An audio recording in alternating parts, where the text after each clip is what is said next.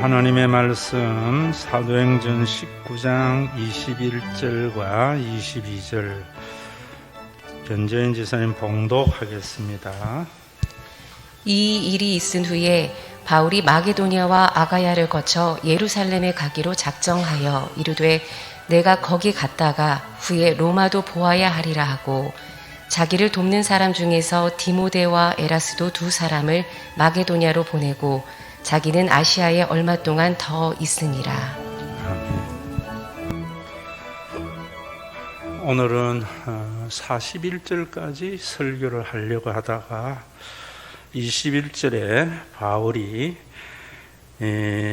내가 로마도 보아야 하리라, 이 말씀이 내 마음에 떠나지 않고 계속 남아요.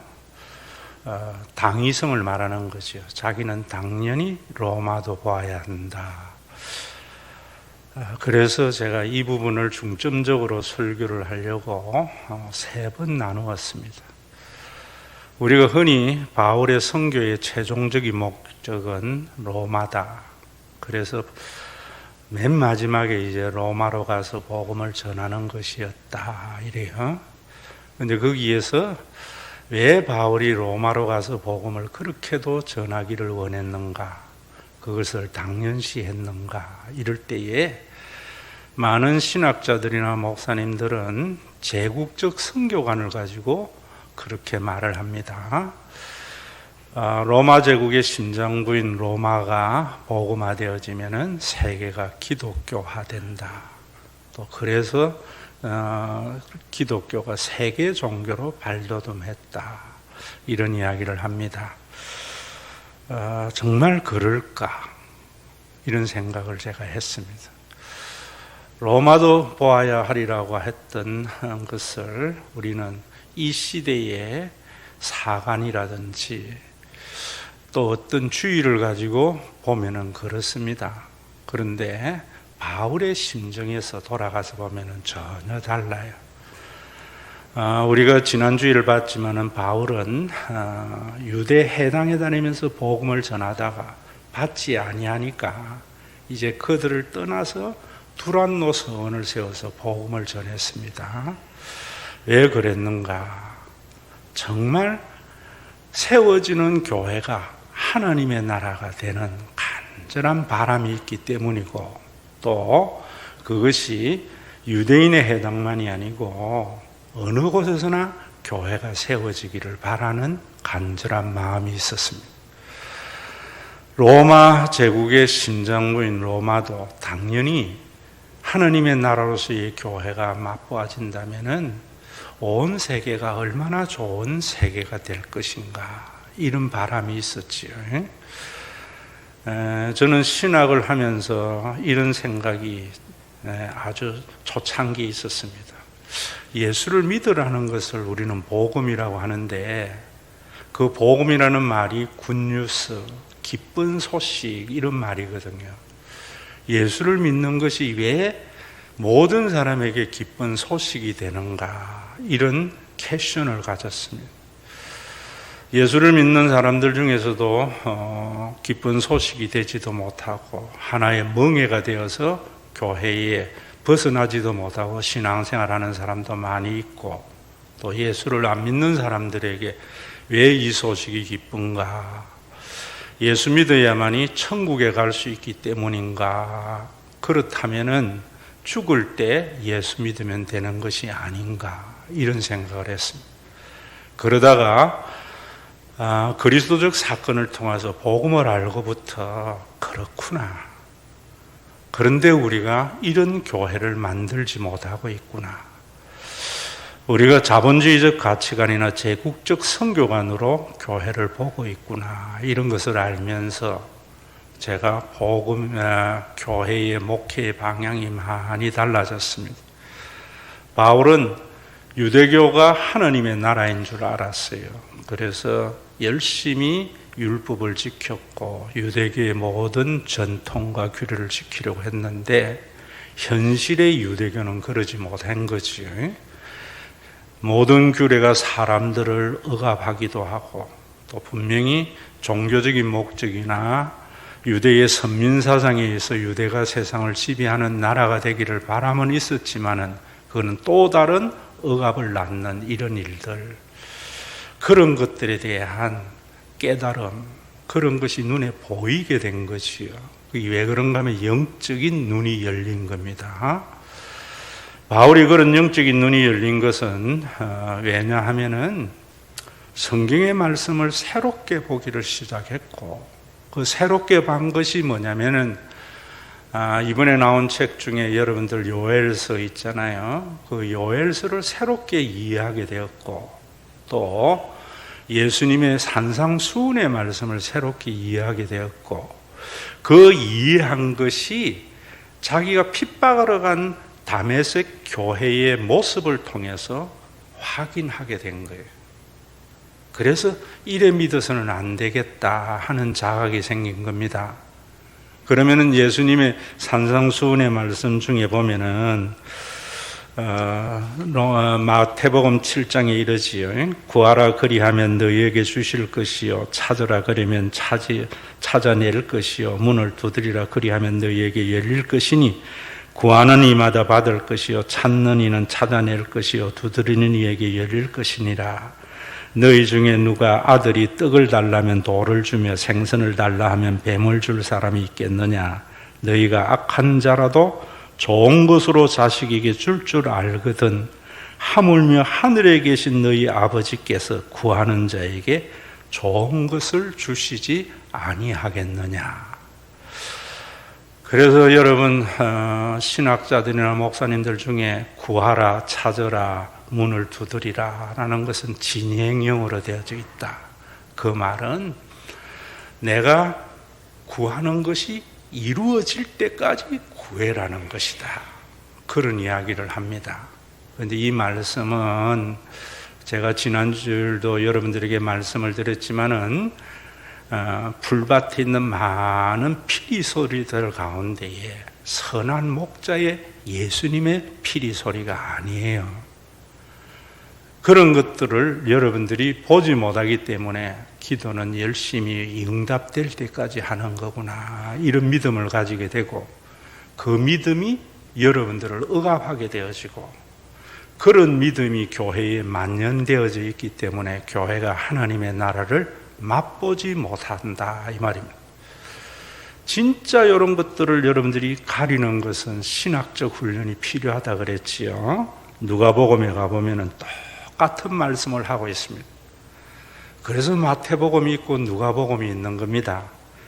내가 또 너희에게 이르노니 구하라 그리하면 너희에게 주실 것이요, 찾으라 그러면 찾아낼 것이요, 문을 두드리라 그러면 너희에게 열릴 것이니 구하는 이마다 받을 것이요, 찾는 이가 찾아낼 것이요, 두드리는 이에게 열릴 것이니라.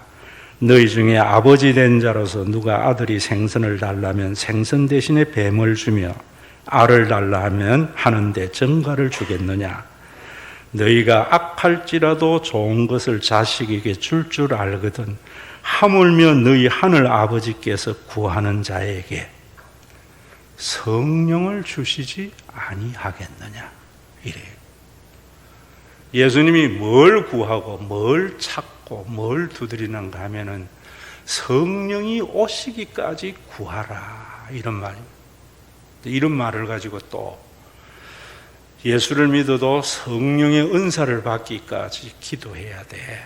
그래서 기도의 골방에 가서 금식 기도하고 방언 받기를 바라는 것, 이런 것들은 또 여러분들이 잘 알지 못하는 싹군 목자의 피리 소리일 수가 있습니다. 근데 이 부분을 잘 알려면은 뭘 알아야 되는가 하면은 왜 예수님이 이런 말씀을 하셨고, 누가복음만이 아니고 누가복음 말이나 사도행전이나 또 구약의 요엘서를 알아야 됩니다.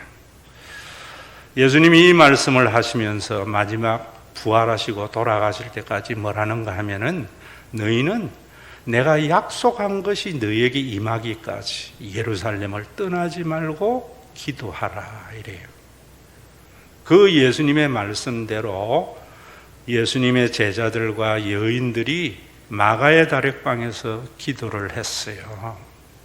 열흘을 기도했을 때에 약속하신 성령이 임하셨어요. 그래서 제가 여러분들에게 완료형으로 믿으세요 하는 거예요. 그 구한 결과로 성령이 오셨어요. 그 성령이 오셔서 이제까지 전혀 경험해 볼 수 없었던 공동체가 사도행전 2장에 나타납니다. 이건 구원사라는 거죠. 이 부분도 여러분들이 제 설교를 잘 들은 사람은 이해해요. 그 사도행전 2장의 교회가 나타납니다. 그 사도행전의 2장의 교회가 어떤 교회여야 되는가 하는 것은 이단들은 싹군 목자는 니것 내것 없이 다 교회에 바쳐자. 봐라. 초대교회의 모든 성도들이 아무도 제 것을 제 것이라 여기지 않고 사도들의 발 앞에 갖다 놨지 않았느냐. 그것을 숨긴 아나니아와 삽비라는 어떻게 되었느냐. 모르는 잘못된 사꾼의 목소리입니다. 이런 것들을 구분할 줄 알아야 돼요.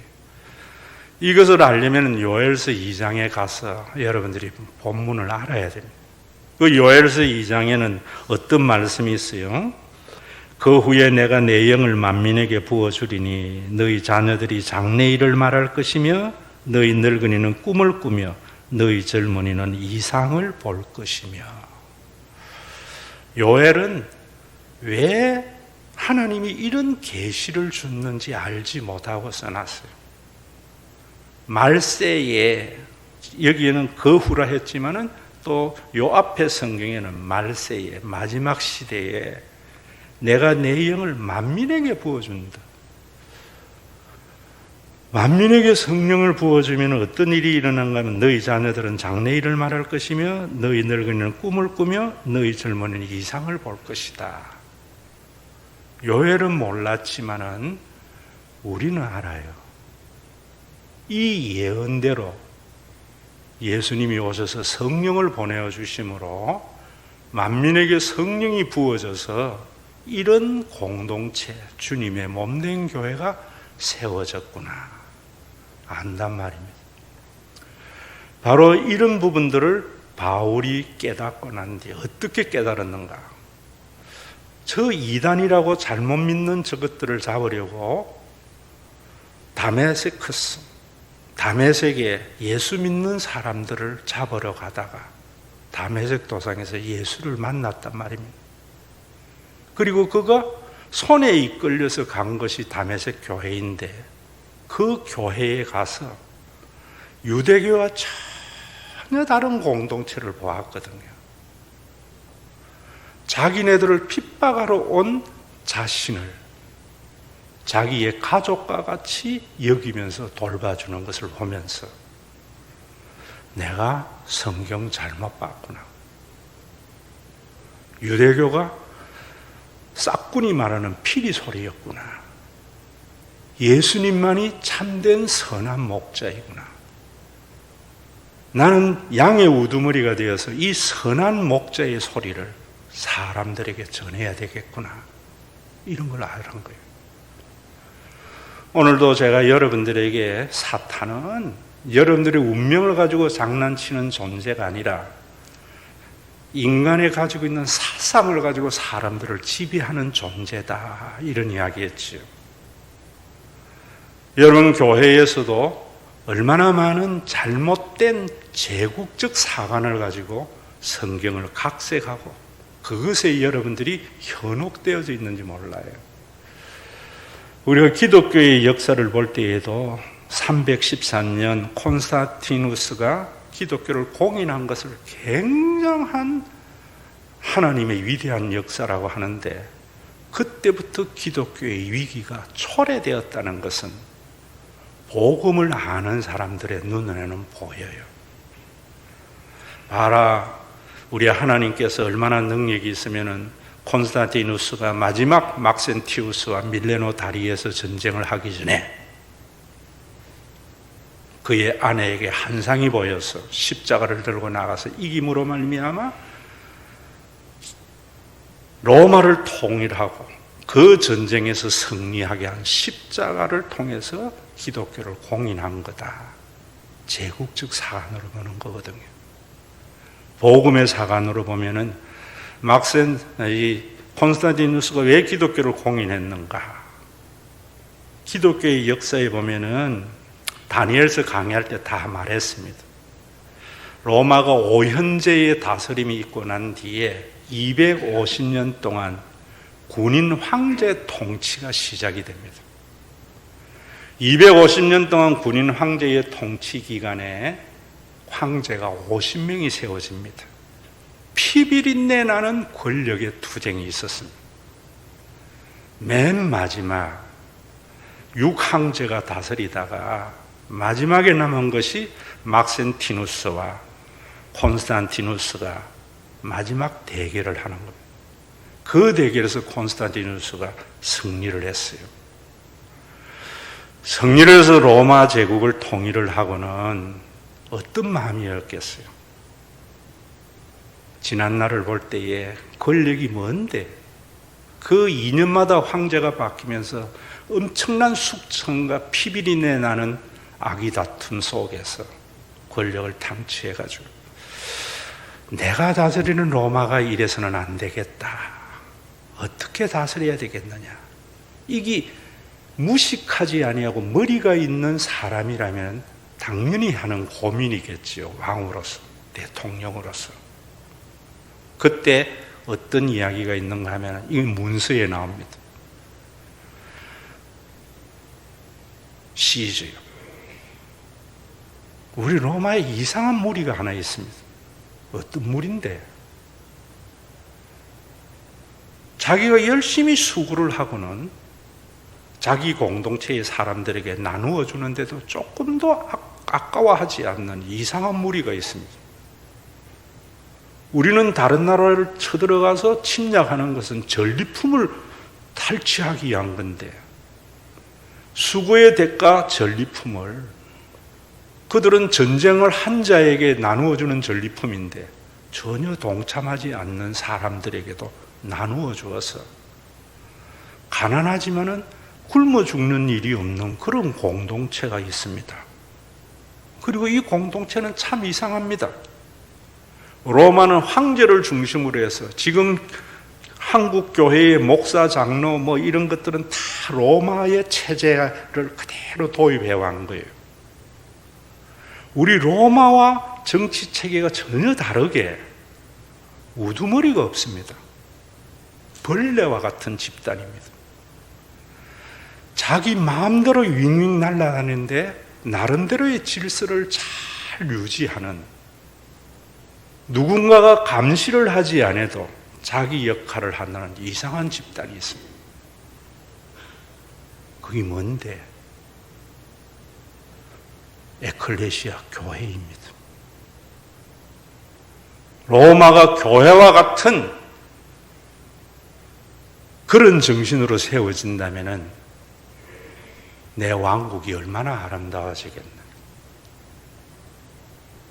여러분들이 이제까지 들어보지 못한 관점이지요. 그만큼 사탄이 복음을 듣지 못하게 한 겁니다. 이런 교회가 어떻게 세워졌는가? 요엘서 2장 28절을 잘 알아야지요. 요엘서 2장 28절에 말세에 내가 만민에게 성령을 부어주는데 너희 자녀들은 장래일을 말할 것이며, 저는 이게 뭔가 하는 것을 알아야지. 앞에까지는 여러분들에게 피리 소리를 분별한 거라면 이제부터는 여러분들이 알아들을 소리를 말해주는 양의 소리를 해야 되겠지요. 제가 신학적 이야기가 아니겠지요. 그 양의 소리가 이런 겁니다. 자녀들이 장래의 일을 말하는 것이 뭘까? 저는 목회를 하면서 이 고민을 해결을 하고 목회를 하는 것이요. 저 자신을 봤습니다. 내가 어릴 때, 자녀일 때 아버지가 참 부자였으면 좋겠다 이 생각을 했던 거예요. 왜 부자였으면 좋겠다 했는가 하면은 아버지가 부자라면은 내가 하고 싶은 거 하면서 살아도 되는데, 먹고 살기 위해서 직업을 선택할 필요가 없는데, 아버지가 가난한 목사니까 하기 싫은 공부도 해야 되고, 내가 하고 싶은 것보다 사회가 요구하는 직업을 선택할 수밖에 없었던 것이죠. 여러분, 장래일을 말한다는 것은 저는 그런 것이라 봐요. 그래서 내가 신학을 하기 전에 사업을 좀 할 때 돈을 벌려고 하는 이유가 뭐였는가 하면은, 여러분들은 어떻는가 몰라도 저는 사업을 하면서 돈을 좀 벌어서 부자가 돼야 되겠다 한 것은, 내 자녀들이 내같이 먹고 사는 문제 때문에 적성에 맞지 않는 직업을 선택한다든지 하기 싫은 일을 하는 것이 아니라 지가 하고 싶은 것을 할 수 있는 그런 가정을 만들기 위해서 돈을 벌려고 한 겁니다. 예수님이 만드신 교회가 어떤 교회여야 되는가 하면은, 여러분들이 알아들을 소리로 하면은, 부모님은 가난해서 내 뒷배가 되지 못하지만 교회 때문에 우리의 자녀들이 지가 하고 싶은 것을 하면서 살아갈 수 있도록, 그것이 성령의 공동체고, 그것이 예수님이 성령을 보내준 교회이다. 사도행전의 2장의 교회 구원사를 이렇게 재현해야 된다. 이게 제 생각이죠. 이것에 여러분들이 같은 생각을 모두 해야 됩니다. 그러면서 늙은이는 꿈을 꿀 것이라고 하는 것이 뭔가, 나의 자신을 예전에 돌이켜봐서 자녀들에게는 지가 하고 싶은 것을 하면서 하되, 내가 늙어서 일하면서 내 꿈이 뭐냐면, 예전에는, 지금은 달라졌지만은 늙으니까 또 그것도 잘 안 되는 것 같아. 나중에는 세계 여행이나 다니면서 그래 살아야지, 먹고 사는 일에 매이지 않아야지, 수고의 분복을 누려야지 생각을 했던 거예요. 지금 우리나라가 여러분 자본주의라는 가치관이 우리를 지배하고 있으니까 이면에 사탄이 있습니다. 세계 경제 10대 강국이라도 열심히 일하고 은퇴를 한 사람이 또 일거리를 찾아야 되는 것, 악한 영의 지배를 받는 겁니다. 복음의 지배를 받는 것이 아닙니다. 우리 교회도 보면은 은행 지정했던 사람이 와서 또 뭐 맨날 가서 또 그러지요. 뭐 대학의 처장이나 지낸 사람이 또 다른 뭐 학원 버스나 몰지요. 뭐 이런 나라가 있어요. 그런 걸 보면서 교회가 이상히 여기지 아니하고 눈물을 흘리지 않는다고 이 사회에는 경고하고 있습니다. 교회가 왜 존재해야 되는가? 늙어감이 걱정이 아니고 기대가 될 수 있는 삶. 요양원에 갈지라도 외롭지 않는 삶. 죽을 때에도 두렵지 않는 삶. 열심히 일한 자가 늙어가는 것을 기대하는 삶. 그런 공동체가 예수님이 성령을 보내어서 세운 공동체이고, 그것이 죽어서 가는 천국의 모습이다 이 말입니다. 그러면서 여러분 여기에 또 보면은 젊은이는 이상을 볼 것이다. 성령 받으면은 사람이 비전에 사로잡혀 살아 피리 소리를 분간하지 못하는 인문학적 소리입니다. 젊은이는 비전을 이상을 본다라는 말은 이런 말입니다. 내 자녀들은 지가 하고 싶은 일을 하는 공동체, 늙은이는 늙는 것을 걱정하지 아니하고 기대하며 사는 공동체, 이런 공동체가 주어졌을 때 내 헌신을 자발적으로 하고 헌신을 기쁨으로 감당하는 것이 비전에 사로잡힌 자의 삶입니다. 우리의 비전에 사로잡히면은 내 수고가 힘들지 않아요. 자원하게 되고 기쁨으로 하게 되어져요. 이런 것들을 어디에서 보는가? 우리가 북유럽에서 보잖아요. 교회를 옮기는 과정에서 임지를 목포에서 있는 저와 함께 사역했던 박성만 목사가 먹고 살기가 힘들지 않겠나 해서 우리 교회에 몇 개월 제가 부목사로 오라, 협동목사로 오라 해서 있는 그 목사가 스웨덴에 4년 동안 선교사로 가 있었습니다. 그러면서 뭐라는가 하면, 선교사 목사님, 스웨덴이라는 나라는 참 이상합니다.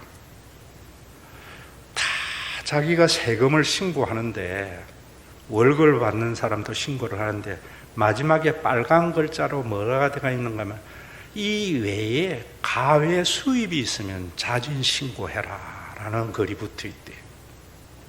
그런데 다 한대요. 왜 하는가?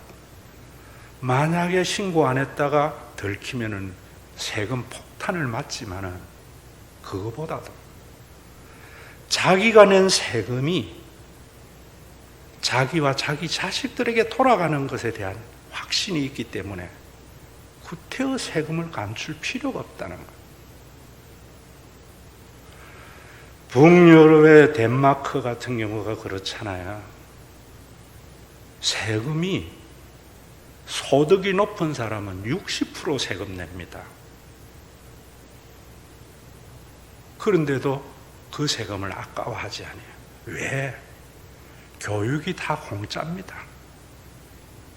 뭐든지 자녀들은 먹고 살기 위해서 대학을 가거나 일을 해야 할 이유가 없습니다.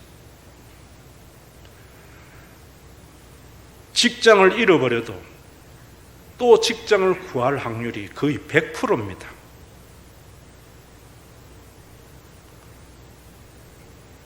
환율 위기가 오기 전에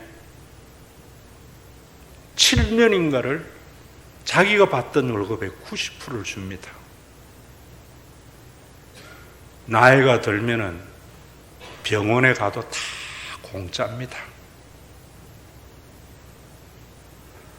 덴마크에 한번 TV 프로에 나오는 거 봤죠?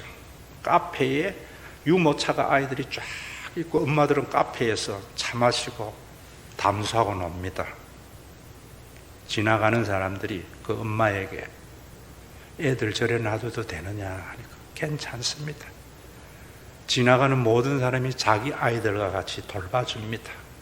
우리가 걱정할 필요가 없습니다. 세금이 아깝지 않죠. 이 젊은이가 이상을 보는 삶입니다. 젊은이야 꿈을 쫓아 살아라. 잘못된 피리 소리입니다. 예수님이 이루신 교회가 뭔지를 모르는 이야기입니다. 저는 우리 교회에 처음에 동백에 세워질 때 교인들에게, 아마 초창기 교인들이 이런 말 많이 들었을 거예요. 우리 교회가 동백에서 제일 큰 교회가 되기보다 우리 교회가 있기 때문에 동백 사람들이 행복해하고 그러하여 집값이 올라가는 그런 교회 됩시다.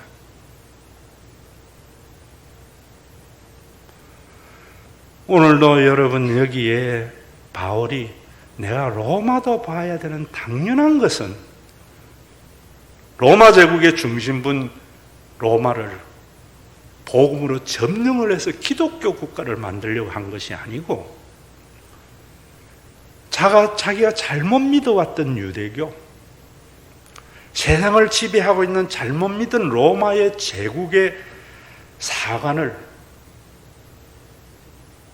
복음으로 무너뜨려서 요엘서 2장 22절에 말씀한 이 성령에 대한 비전, 그 비전이 예수님 안에서 이루어진 오순절의 그 교회의 모습이 재현되는 꿈이 자기 속에 있었다, 이 말입니다. 오늘도 여러분들이 이런 비전으로 우리 교회가 하나 돼야 돼요. 구하라 그러면 주실 것이라. 진행형이야. 얻을 때까지 구해. 싹군의 피리 소리를 쫓게 하는 겁니다. 자기가 피리 소리 내는 겁니다. 예수님이 성령이 올 때까지 기도하라 했어. 그 기도를 따라서 예수님의 제자들과 여인들은 기도했어. 마가의 다락방에서. 그 기도의 응답으로 성령이 임했어. 그 성령이 임하여 이루어진 그 교회는 요엘서 2장 2절에 예언된 그 공동체가 이루어졌어. 그의 내용을 알고 이걸 다메섹에 가서 체험한 바울이 눈이 뒤집어진 거예요. 내가 잘못 살았구나. 잘못 믿었구나. 이걸 안 김종욱 목사가 헷갈려서 지금도 목회하고 있는 거예요. 여러분들이 오늘 너무 중요한 겁니다. 사탄은 하나님과 0.01% 다르다 했잖아요. 뭘 가지고 여러분들을 지배하는가? 시대의 정신이나 인간의 사상을 가지고. 여러분,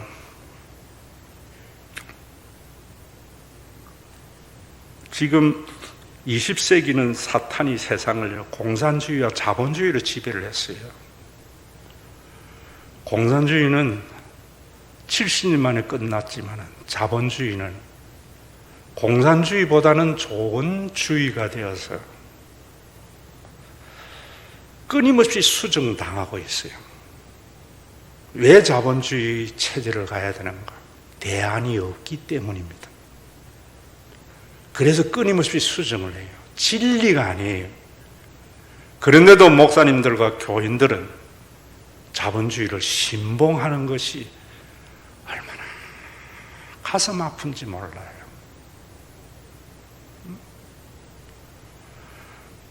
그것도 미국식 자본주의, 대륙식으로 가야 돼.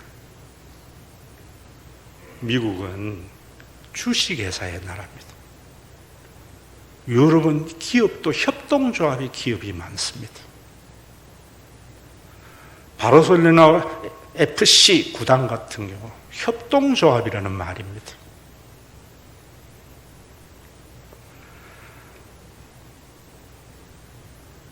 우리가 이런 생각에서 복음으로 무너지기를 바라는 마음이 로마도 와야 되리다, 이 말입니다.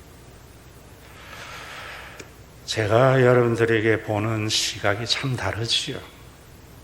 우리 노회에서 제일 존경하는 목사가 제가요, 목성우 목사. 그 목성우 목사에게 제가 그런 이야기 합니다. 다른 목사에게도 합니다. 우리 목성우 목사가 1000명 이상의 교회만 다님해도 성자 소리 들을 사람이다. 근데 20, 30명 목회하니까 사람들에게 무시를 당한다. 무엇이 지배한 겁니까? 자본주의가 지배한 거지. 복음마저도.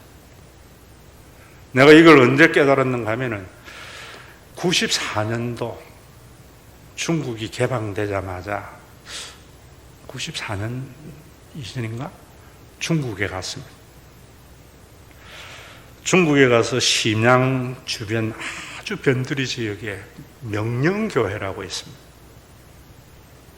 명령교회에 가서 그 온돌방에서 그 교회에 연세 드신 몇 분들하고 새벽 2시까지 담소하면서 지냈습니다. 그때 80 넘은 장로님들이었는데 참 울면서 하소연을 해요. 우리가 문화혁명 때 어떤 고초를 당하여 했는지 목사님 아십니까? 꽃갈 모자를 쓰고 심양 거리를 질질 끌려다니면서 그런 이야기를 다 하고 이제 말미에 뭐라는가 하면은 한 목사님의 이름을 이야기하면서 싹군 목사, 지금도 우리 가슴에 한이 났습니다 하는데 그 이름에 제가 뻥쩍 겁니다. 중국이 공산화될 때에 이 목자가 우리를 버려두고 한국으로 도망갔습니다 이러더라고요. 그 목사님이 영등포의 제일 큰 교회에, 한국의 제일 큰 교단의 총회장을 지니며 모든 사람에게 존경을 받는 목사인데 그걸 모르는 이분들은 자꾸 목사라더라고요. 그때 제가 눈이 바뀐 거예요. 우리가 너무나 잘못된 가치관으로 보고 있구나. 그래서 제가 목승우 목사는 존경한다고 그래요. 무엇이 교인을 사랑하는 마음입니다. 남을 지배하려고 하지 않는 마음입니다. 오늘도 여러분들의 이 가치관이 무너지면서 우리가 같이 가자고요. 그걸 사탄이 이기는 거예요. 영적인 전쟁은 그런 거예요. 80년대에 우리 젊은 목회자들에게 제일 존경받는 목사님이 강남에 계셨어요.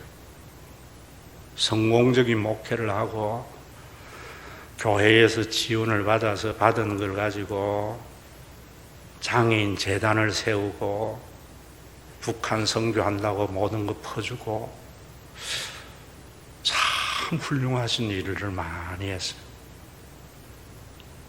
그런데 여러분, 이런 것이 의가 뭔가를 알아야 되는 거예요. 저는 예전에 TV를 보는데 오뚜기의 손녀더라고요. 걔의 모습이 재벌 후손의 모습이 전혀 없어요. 결혼도 아주 평범해요. 그래서 내가 저 오뚜기라는 기업이 대체 어떤 기업인데 자식이 저런가 했는데 내가 들은 바로는 그 창업자가 그 교회에 250억을 기부했다더라고요. 역시 그렇구나. 그런데 내가 그 제일 존경했던 목사님이, 우리 시대에 제일 인기 있었던 목사님들이 대부분 은퇴하면서 가평에 아방궁 짓고 있습니다. 거기 가서 멋진 건물을 지어서 그걸로 은퇴를 해서 교회 만들었다. 나머지는 미얀마에 선교한다고 다 갖다가 쏟아부었는데 군부 독재가 나오면서 아무것도 못하고 헛돈 썼다고.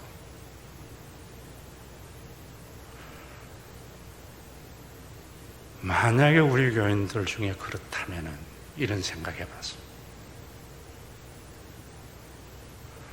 여러분, 제가 여러분들에게 요엘서의 이런 교회, 자녀들은 지가 하고 싶은 거 하고 연세 드시는 것을 겁난 게 아니라 여러분 기대가 되는 삶, 헌금하는 것이 아깝지 않는, 비전에 사로잡혀 사는 이런 삶을 살게 하는 교회,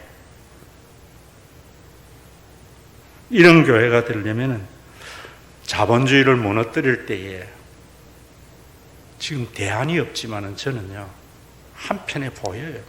그 보이는 게 뭐냐면 공유경제입니다. 경제민주화는 공산주의의 또 다른 형태이지만은 공유경제는 성경적 경제 형태입니다. 제가 그래서 여러분들에게 그러잖아요. 교회에 바칠 때에 명의를 바치지 마세요. 같이 사용합시다.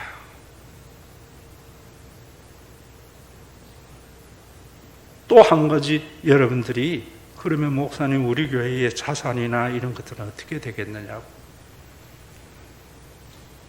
제가 이야기하잖아요.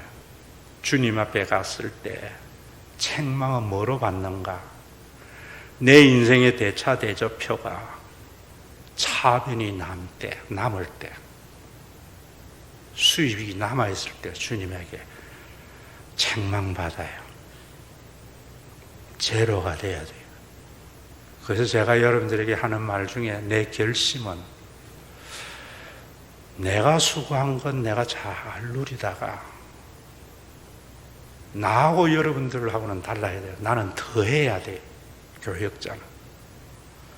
교인들에게 절반은 육신의 자녀들에게 주고 절반은 교회로 기부하게 하자.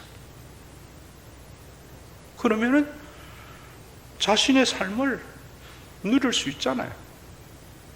내 자녀에 대한 책임도 지면서. 이 일에 여러분들이 함께 가자 이 말입니다. 그랬을 때 여러분들이 한 가지 아셔야 되는 게 있어요. 절대로 자기의로 제국적 선교관을 가지고 있는 이런 사람들이 담임이 되면 안 돼요. 나와 함께 수고한 교인들이 열심히 못하는 후손들은 재산 싸움하는 그런 교회는 자본주의적 교회죠.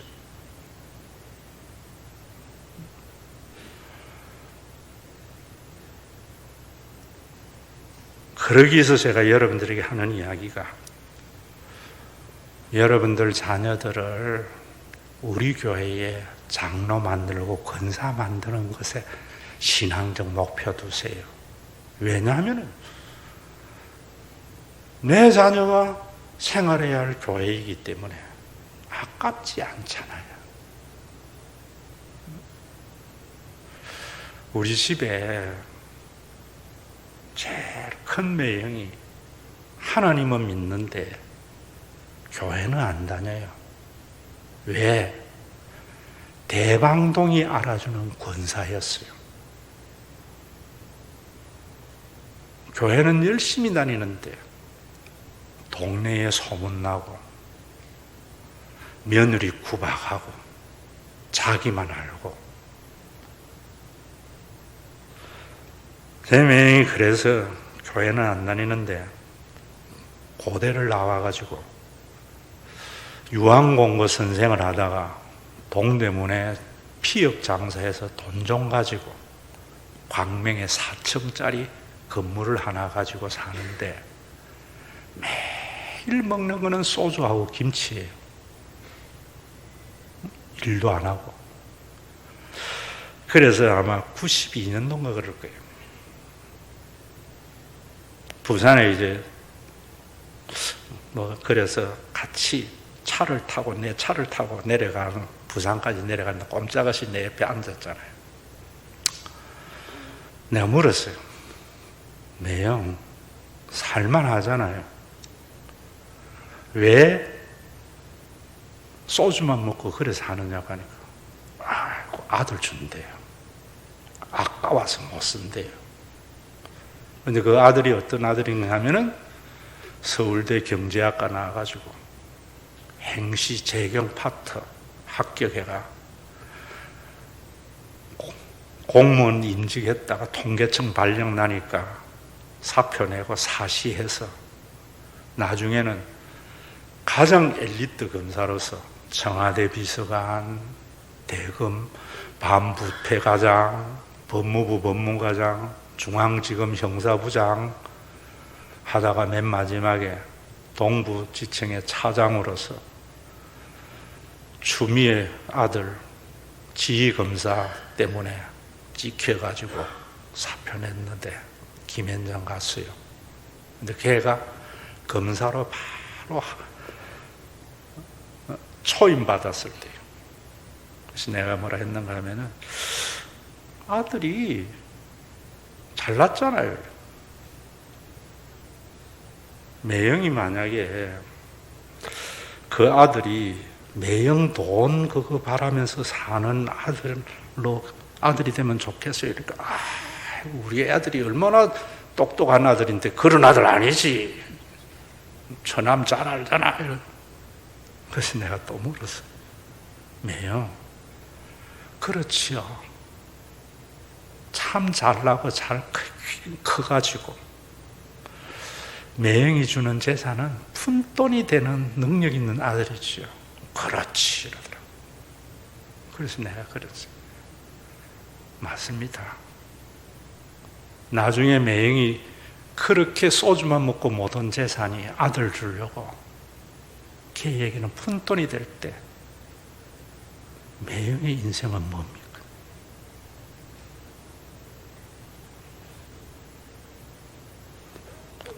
조용해져요. 부산을 다 갈 즈음에 경주 지나서 울주군 쪽에 가면은 봉계 마을이 있습니다. 소고기 마을로 유명합니다. 그 마을이 참 저는 소고기 맛도 맛이지만은 참 본받을 마을이라는 것은 거기 가서 먹고 난 뒤에 이 마을에 원조가 어딥니까? 이러니까 주인이 하는 소리가 원조가 어디 있어요? 이 마을 전부 원조지 이러더라. 우리나라 사람들이 보기 힘든 모양. 거기 가서 제가 소고기에 소주 한번 드셔보세요 하고 소고기하고 소주를 사줬는데 말없던 그 맹이 내가 한번 쏠게 그럴 뿐이 아니거든. 그 다음날 배가 아팠대.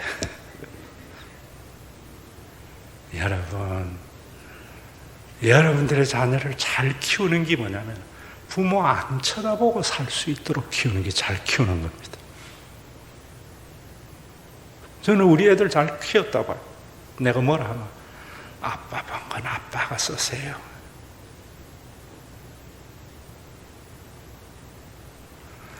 그러나 여러분, 자본주의의 세계가 지금 어찌할 수 없는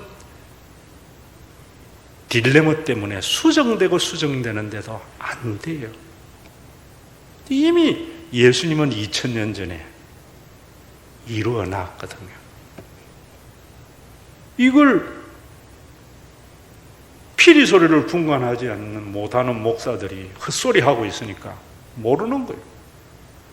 피리 소리를 분간해도 양들에게 어떤 양의 소리를 내야 될 줄 모르니까 못하고 있는 거예요. 여러분, 우리 교회에 함께 다니는 분들이 어떤 분들인가? 요즘 온라인 시대가 되면서 제가 참 저는 우리 교회에 만약에 오뚜기와 같이 250이었으면 이랬을 것 같아요. 저는 이름을 이야기해서 미안하지만은 한나가 유학 간다는데 아버지가 삼성 다니지만 아들도 있는데 교회가 좀 감당해야 되는데 거룩한 부담이 나한테 밀려와요. 효영이가 초등학교 5학년 때 아버지 돌아가지고 잘 커서 헬스 트레이너 됐는데 교회가 좀 되면은 헬스장 하나 차려주면서 효영아 여기서 나눈 거는 온전한 11조 하는 거지. 제가 여러분들에게 11조 하라 소리 안 하는 것은 내가 여러분들이 사는데 교회가 뭔 역할을 했느냐.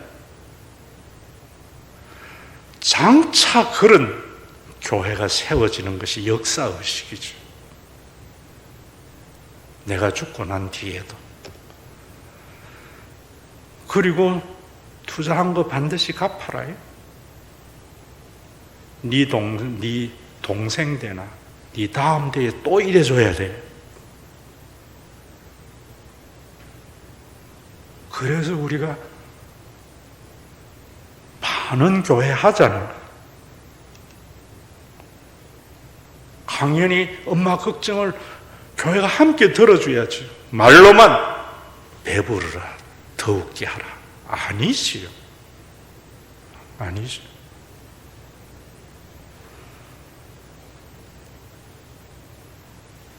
온라인 시대의 교회의 모습을 하나님 어떻게 원하는가? 이 비전으로 함께 가는 사람이 신과 회복이 있는 교회이지, 이 자리에 함께 예배에 참석하는 사람이 신과 회복이 있는 교회가 아니잖아요. 중국에 있는 조미나 집사나 캐나다에 있는 집사님, 그 비전으로 모여서 안부 묻고 나누고,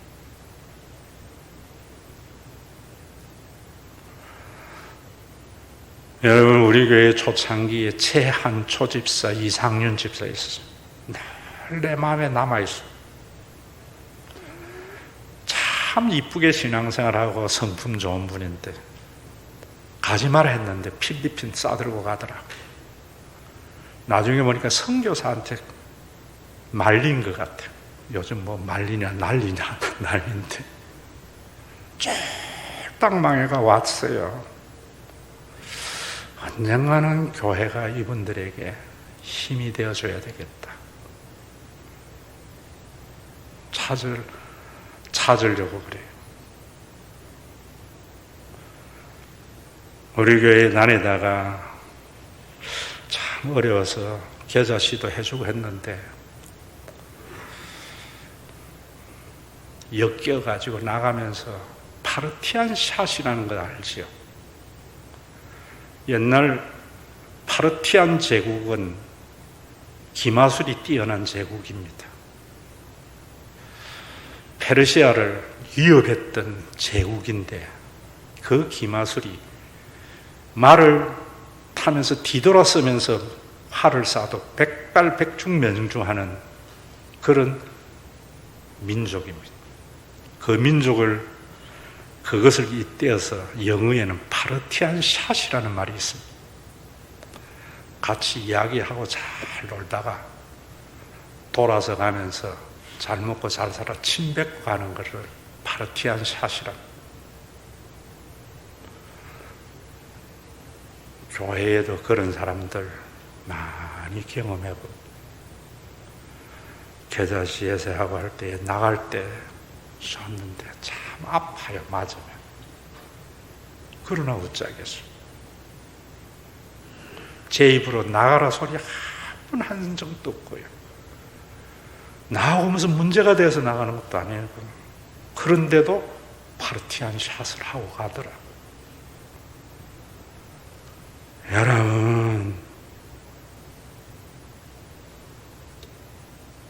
무엇으로 우리 교회에 하나 되어야 됩니까? 왜 바울이 로마도 보아야 되리라? 로마 심장을, 로마를 지배해서 기독교 제국을 만들려고 했던 게 아니에요. 내가 믿어왔던 유대교, 내가 보고 있는 로마 제국의 가치관, 그 이면의 사탄의 권세를 보면서 예수님이 이루신 그 구원을 알았던 거예요. 사람이라는 게, 하나님의 나라라는 게 자녀들이 하고 싶은 것 하고,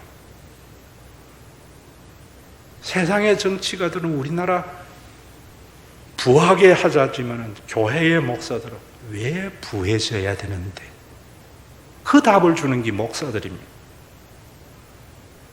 우리나라가 강한 나라가 돼야 되는데 정치가들이 해야 될 일입니다. 목사는 왜 강한 나라가 돼야 되는데. 여러분들이 교회에 와서 부하게 돼서요, 강하게 돼서요, 사탄의 소리입니다. 왜 부자 되려고 하는데. 그 답이 오늘 이 본문입니다.